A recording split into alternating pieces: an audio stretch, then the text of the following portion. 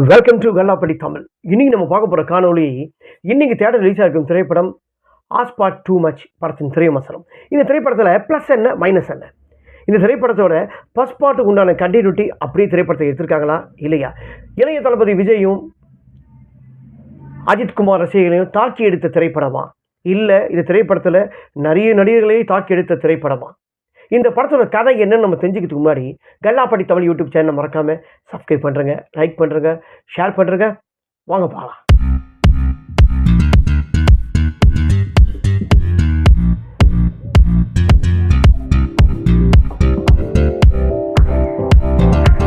இந்த திரைப்படத்தில் நடிகர் ரஷன், அஸ்வின், எம்எஸ் பாஸ்கர், தம்பி ராமையா, பிரியா பவானி சங்கர் மற்றும் பலர். இந்த திரைப்படத்தோட இசை சதீஷ். இந்த திரைப்படத்தோட தயாரிப்பு அனில் ரெட்டி. இந்த திரைப்படத்தோட writer and director Vignesh Karthik. இந்த திரைப்படத்தோட கதை என்ன சொன்னால், நம்ம அந்த காலத்திலலாம் கே பாலச்சந்தர் திரைப்படம்லாம் நம்ம பார்த்துருப்போம். அதாவது ஒரே திரைப்படத்தில் 3 கதைகள் இருக்கும். அந்த மாதிரி 3 கதையும் வந்து பாட்டாக போகும். நிறைய பேர் நினச்சிட்டு இருப்பாங்க இந்த திரைப்படத்தை புதுசாக இருக்கிறாங்க. இப்போ இருக்க 2K கிட்ஸுங்களுக்கு ஒன்றா இந்த திரைப்படம் ஒரு புதுசாக தெரியும், புதுசாக டைரக்டர் காட்டியிருக்காரு அப்படின்னு இப்போ இருக்கிற 2K கிட்ஸுகள் தெரியும். ஆனால் நிறைய பேர், அதாவது ஒரு 40-45 ஏஜ் இருக்கவங்களுக்கெல்லாம் இந்த திரைப்படம் ஏற்கனவே கே பாலச்சந்திர அவர்களே நிறைய புதுமையாக நிறைய படைச்சிட்டாரு. ஒரே கதையில் 2 மணி நேரம் ஓடுற படத்தில் 2 கதையும் 3 கதையாக ஓடும் பழைய திரைப்படங்கள்லாம். ஸோ அந்த மாதிரி தான் இந்த திரைப்படம் ஆஸ்பாட் ஒன் படத்தில் நம்ம இளவரசராக நடிச்சிருப்பார். அந்த படத்தோட கண்டினியூட்டி கண்டினியூட்டி தான் இது. அந்த படத்தில் என்ன ஒன்றா, அந்த திரைப்படம் ஃபேமிலி ஆடியன்ஸுக்கு அந்த திரைப்படத்தை பார்க்க முடியுமா கேட்டால், அந்த திரைப்படம் பொறுத்த வரைக்கும் ஃபேமிலி ஆடியன்ஸுக்கு பார்க்க முடியாமல் தான் எடுத்தாங்க. ஃபேமிலி ஆடியன்ஸுக்கு யாரும் அந்தளவுக்கு உள்ளே போகல. அதாவது 2K கிட்ஸுங்க, லவ்வர்ஸுங்க அந்த திரைப்படத்தை உள்ளே போய் பார்த்தாங்க, நல்லா என்ஜாய் பண்ணாங்க. ஆனால் ஃபேமிலி மேலே இந்த திரைப்படத்தை பார்க்க முடியாத அளவுக்கு தான் அந்த திரைப்படம் இருந்தது. ஸோ ஆனால் மெசேஜ் ஃபேமிலி மேனுக்கு சொல்கிற மாதிரி தான் அந்த படத்துக்கு உண்டான கண்டென்ட்டே. ஆனால் அந்த திரைப்படத்துக்கு ஃபேமிலி போகல. ஆனால் இந்த திரைப்படம் அப்படி இல்லை. அது ஆஸ்பாட் டூ மச் படம் ரொம்ப நல்லா அழகாக எடுத்திருக்காங்க. அதாவது முக்கியமானன்னா, நான் ஏற்கனவே நிறைய எல்லா இடத்துலையும் சொல்லியிருக்கேன், நடிகர்கள் பின்னால் யாரும் போகலாம், ரசிகர்களுக்கு ஓட வேணாம். யாராவது ஒரு நடிகர்கள் வந்துடுறாங்க, அந்த நடிகர்கள் இப்போ நம்ம என்ன பண்ணுறோம், உடனே செல்ஃபி கிடைக்குமா சொல்லி எடுக்கிறதுக்கு திப்பு ஓடுறோம். அப்படியே எதுக்கு ஏன் ஓடுறோம்? ஏன்னா அது நம்ம ரஜினிகாந்த் ஆகட்டும், எம்ஜிஆர் சார் ஆகட்டும், சிவாஜி சார் ஆகட்டும், யாராக இருந்தாலும், அஜித் சார் ஆகட்டும், விஜய் ஆகட்டும், சூர்யா ஆகட்டும், தனுஷ் ஆகட்டும், எந்த நடிகர்களுமே படம் நம்ம காசு கொடுத்து பார்த்தா தான் அவங்க ஹீரோ, இல்லைன்னா அவங்க ஜீரோ. அது பெரிய ஆர்டிஸ்டாக இருந்தாலும் சரி, சின்ன ஆர்டிஸ்டாக இருந்தாலும் சரி, யாராக இருந்தாலுமே நாம தான் ஹீரோ. நாம தானே யார் ஹீரோ? பப்ளிக் காசு கொடுத்து போகிறவங்க. இவங்க படத்தெல்லாம் நம்ம காசு கொடுத்து 190 ரூபா 130 ரூபா கொடுத்து பார்க்குறோம் பார்த்தீங்களா? ஸோ நாம தான் ஹீரோ. ஸோ நாம் நினச்சா அந்த ஹீரோவுக்கு நீங்கள் பிச்சை போடுறீங்க, ஓகேங்களா? ஸோ நீங்கள் அவங்களுக்கு பிச்சை போடுறீங்க. அந்த மாதிரி தான் நடிகர்கள்லாம். நடிகர்களுக்கு பின்னாடி ஓடாதீங்க. நடிகர்களை படத்தை பார்க்குறோமா, லைக் பண்ணுறோமா, அதோடு விட்டுருங்க. அவங்க பின்னால் போகிறது, கட்டவுட்டுக்கு ஏறி பால் அபிஷேகம் பண்ணுறது, கட்டவுட்டில் மேலே ஏறி நின்று பால் அபிஷேகத்துக்கு பண்ணுறதுக்கு முன்னாடி அவங்க உங்கள் குடும்பத்தை நினச்சி பாருங்கள். நீங்கள் படிச்சுட்டு பெரிய ஆளாகி ஜாபுக்கு போவீங்க, குடும்பத்தை காப்பாற்றுவீங்க, இல்லை உங்கள் குடும்பத்தை நீங்கள் உங்கள் ஒய்ஃபை காப்பாற்றுவீங்க, உங்கள் குழந்தையை காப்பாற்றுவாங்கன்னு சொல்லிட்டு உங்கள் ஒய்ஃபுங்களும் உங்கள் அம்மா அப்பாவும் எவ்வளோ கனவு கண்டு உங்களை படித்து வச்சுருப்பாங்க. அஜித்குமாரோ ரஜினிகாந்தோ அவங்கெல்லாம் உங்களுக்கு படிக்க வைக்கலைங்க. இதை ஏன் நான் இவ்வளோ இந்த அளவுக்கு ஸ்ட்ராங்காக சொல்கிறேன்னா, இந்த படத்தோட கண்டென்ட் இதுதான். ஆஸ்பாட் டூ மச் 3 கதை காட்டியிருப்பாங்க. இந்த 3 கதையில் ஒரு கதை இதுதான். ஏன்னா ஒரு கதையில் இளைய தளபதி விஜய் ரசிகர்களோ, ஒரு இடத்துல அஜித்குமார் ரசிகங்களோ, 2 பேரும் ரசிகங்களுக்கு படத்தை வந்தால் எப்படி மோதிக்கிறாங்க, எப்படி பால் அபிஷேகம் பண்ணுறாங்க, எப்படி லாரியிலேருந்து ஊந்தான்னு எல்லாருக்கும் தெரியும்.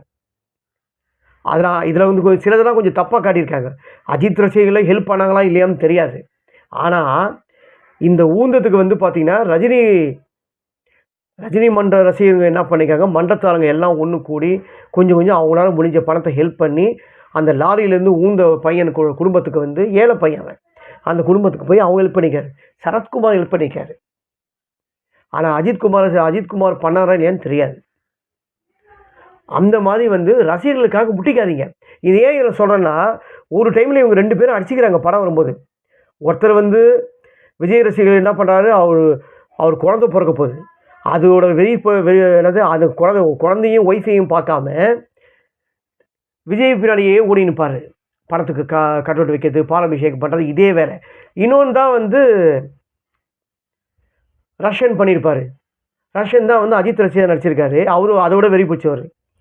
இவங்க 2 பேரோட அப்பா அம்மாவை கடத்திடுவாங்க. இந்த 2 பேரோட அப்பா அம்மாவை கடத்திடுவாங்க. இன்னொருத்தர் விஜய் ரசிகராக இருக்கிறவரோட ஒய்ஃபை கடத்திடுவாங்க.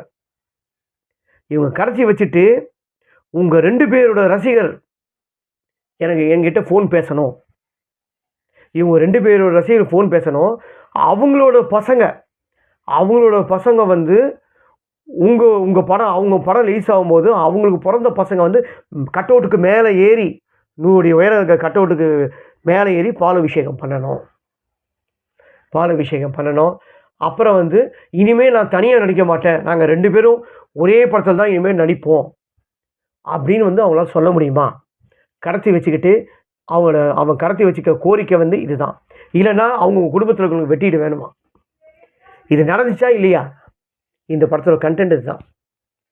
ரொம்ப அழகாக சொல்லியிருப்பாங்க. இன்னொரு படத்தோட கண்டென்ட் இன்னொரு இதுலன்னா, தம்பி ராமையா வந்து அவர் பொண்ணு வந்து ரொம்ப அழகாக ஸ்ட்ரிக்டாக தான் வளர்த்துருப்பார். ஆனால் அவர் பொண்ணு வந்து ஸ்ட்ரிக்டாக வளரல.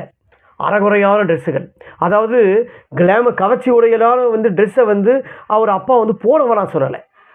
ஆனால் இடம் பொருள் ஏவல், ஒரு இடத்துக்கு வரோம், அந்த இடத்துக்கு நம்ம வரும்போது அந்த பொருளுக்கு ஏற்ற மாதிரி ட்ரெஸ்ஸை பண்ணிடுவாங்க. நமக்கு பிடிச்ச மாதிரி ட்ரெஸ்ஸு வந்து எப்போ வேணால் பண்ணலாம். ஆனால் அந்த இடம் பொருள் ஏவலுக்கு, இப்போது ஸ்விம்மிங் பூலுக்கு நம்ம வீட்டில் எப்படி குளிப்போம்?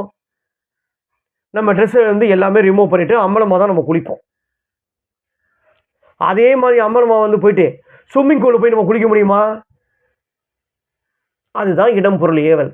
இது இந்த படத்தோட ரைட்டர் அண்ட் டைரக்டர் வந்து விக்னேஷ் கார்த்திக் வந்து அழகாக சொல்லியிருக்காரு. இந்த இடத்துல ரொம்ப வசனம் நல்லாயிருக்கும்.